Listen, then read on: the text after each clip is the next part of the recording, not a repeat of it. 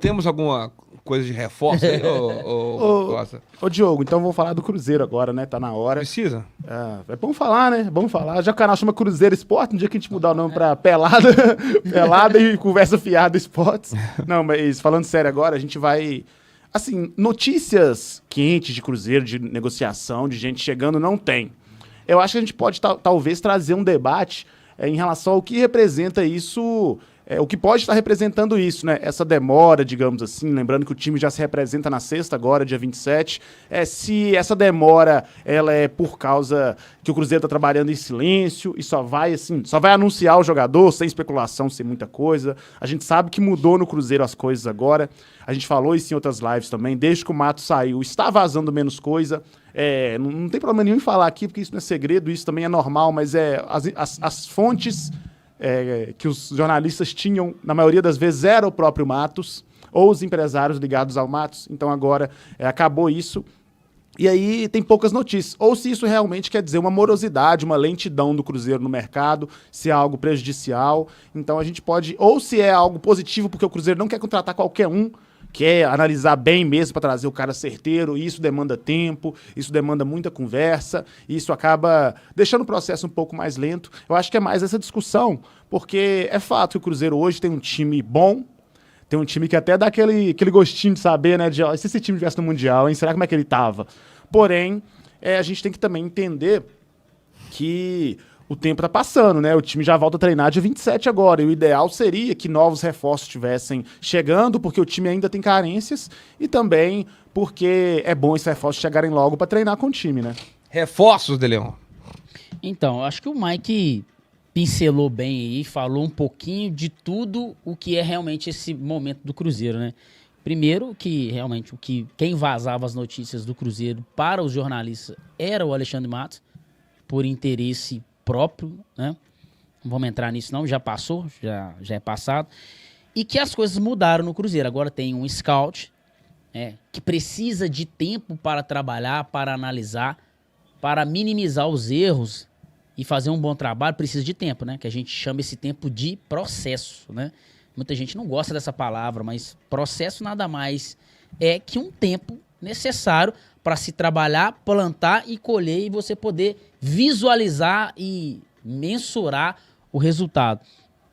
Então o Cruzeiro muda a forma de trabalhar, não vai ter mais aquelas contratações bombásticas, milionárias, para chamar atenção nas redes sociais, e eu acho isso positivo, tá? Eu achei positivo lá atrás, quando iniciou, porque voltou o Cruzeiro para as páginas, voltou o Cruzeiro a ser falado nacionalmente, isso foi importante, mas agora que chega o Leonardo Jardim, coloca, faz daquele montoado de jogador, uma equipe, um time, coloca no trilho, eu acho que agora é positivo, não é quantidade mais, não é por salário, não é por visualização, é um jogador que vai chegar e vai somar. E para isso, precisa ter um critério mais refinado, né? O critério não é mais para contratar 10 jogadores, 5 jogadores.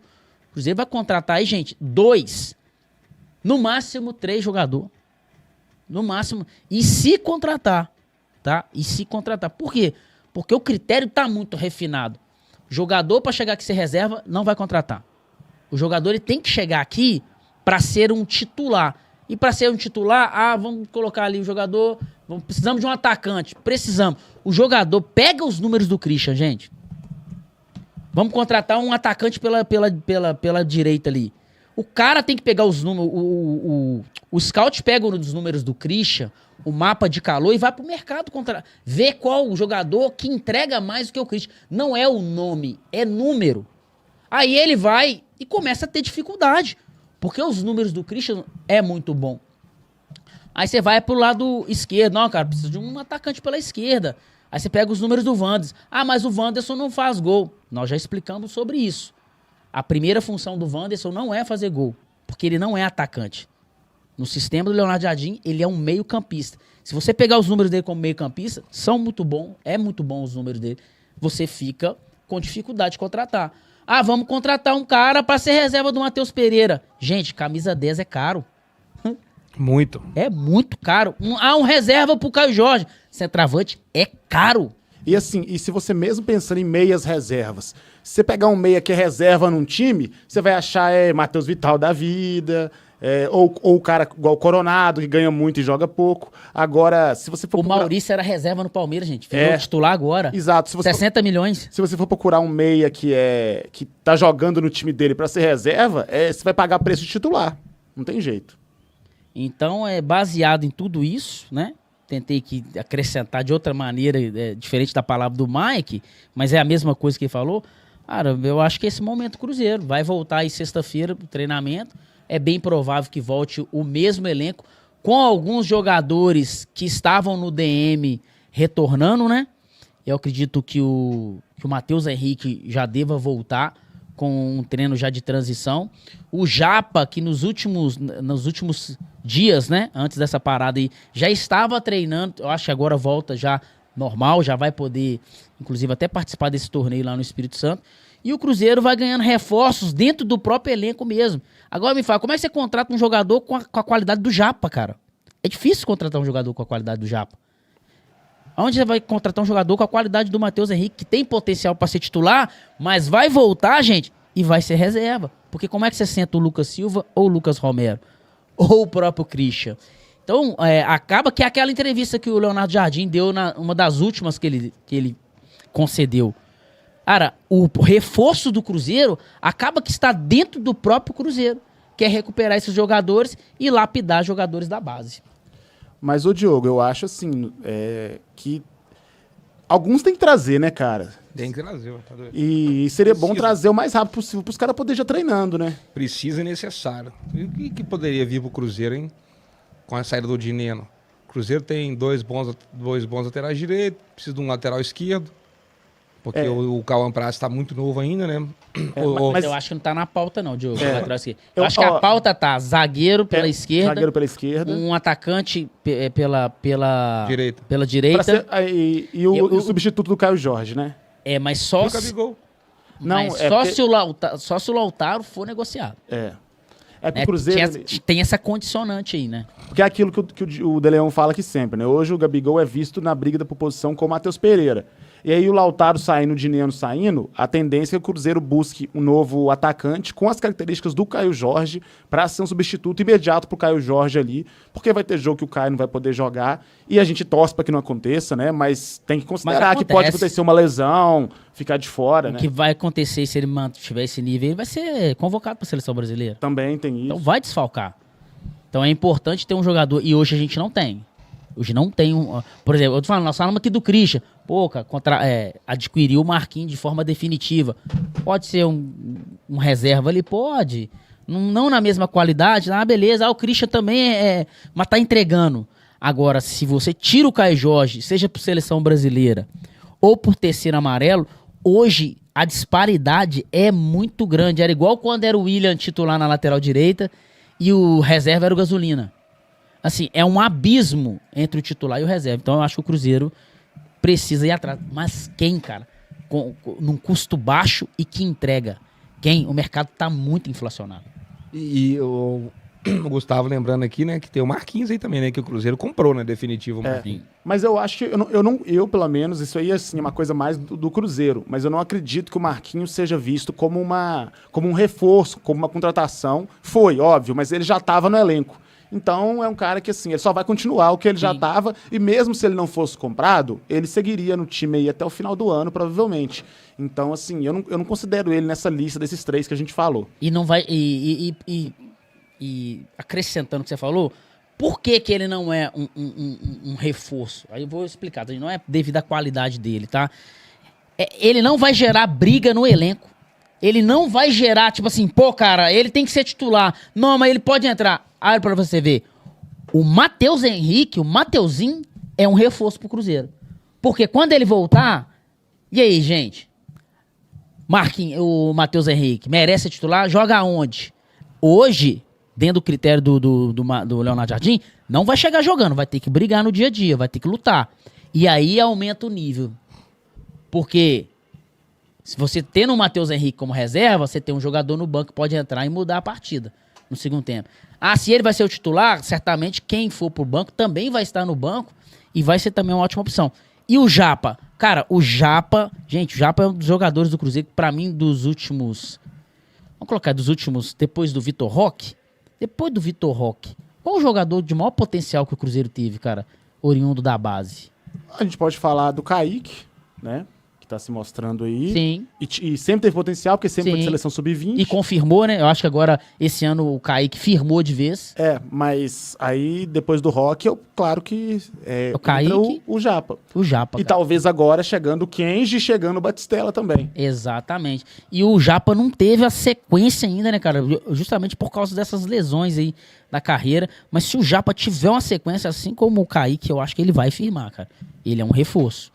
É um cara bem fisicamente ali, com sequência. No segundo tempo ele pode muito bem ali, cara, entrar no lugar do Lucas Silva, ou na ausência do Lucas Silva, né, precisa descansar, cartão amarelo pelas mesmas condições, você pode colocar um Japa ali que eu acho que entrega, e até mesmo na do Christian ali, ó. E eu enxergo ele como um cara com características que normalmente o europeu gosta, sabe? O Diogo, inclusive, só pra mim não esquecer... Diga. Teve uma galera que falou, na verdade teve um cara que falou, mas eu imagino que pode ter tido mais gente, que mandaram live pix nessa parada das lives aqui e não tinha como ler. Então talvez se tiver como... Tem uma só do dia 18. Então ele mesmo, então se você puder passar Kelvin? pra nós. Deixa eu ver aqui o que o Kelvin falou. Kelvin, o que você disse, Kelvin? Kelvin, que é nome de craque da Kings League, né? Não é isso, Deleon? Deixa eu ver aqui, ó, o que o Kelvin falou. Na verdade é o melhor do mundo, né? Eu vi mandou R$6. Fala pessoal, tem alguma notícia se vão vender o Wallace e Lautaro? Não aguento mais. A volta do Mateuzinho é boa, mas o Christian está muito bem. Acaba que até, eu nem tinha visto que era o superchat dele, mas... dentro do contexto, mas dentro né? do contexto, É o que a gente tá falando. Sobre o Wallace, a tendência é que ele continue no Cruzeiro, até porque ele quer continuar no Cruzeiro. O Cruzeiro chegou a conversar com ele da possibilidade de uma saída e tudo mais, mas ele quer recuperar o espaço dele no Cruzeiro. E quem tem acompanhado as lives comigo e de Leon aqui, a gente já falou disso algumas vezes.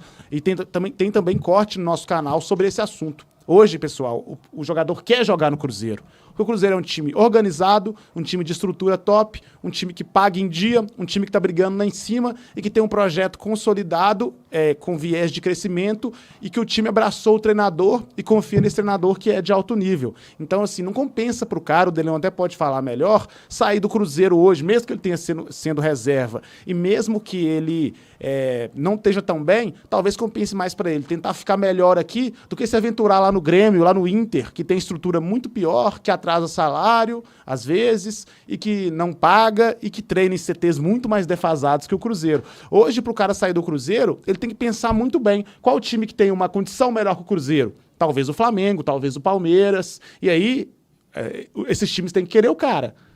E eu acho que são times que não iam querer o Wallace hoje. Então, para o cara, às vezes, faz muito mais sentido seguir aqui, né, Deleon?